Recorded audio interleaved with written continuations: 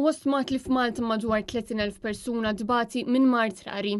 Da minkejja li skont l-istatistika tal-Alleanza Nazzjonali tal-Mart Rari f'Malta hemm biss madwar 7,000 persuna jbatu minn mart rari. L-Alleanza Nazzjonali tal-Mart Rari f'Malta esprimiet ix-xewqa biex titnieda strateġija nazzjonali dwar il-mart rari, xi ħaġa li hija ta' bżonn urġenti kemm fuq livell nazzjonali kif ukoll fuq livell Ewropew. Dan bil-mira li jkun hemm pjan li jintegra flimkien il-kura u l-appoġġ ta' pazjenti b'mart rari flimkien mal-aspetti ekonomiċi u soċjali.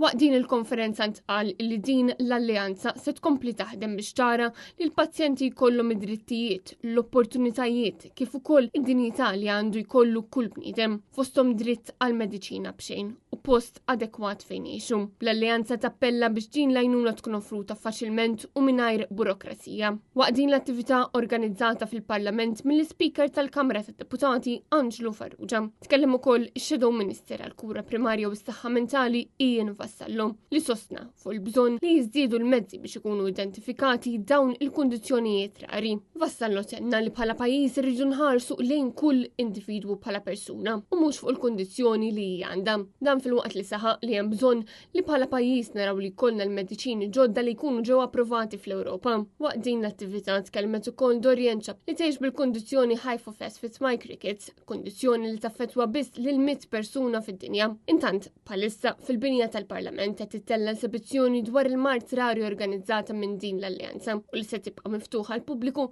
sa 19 ta' Frar.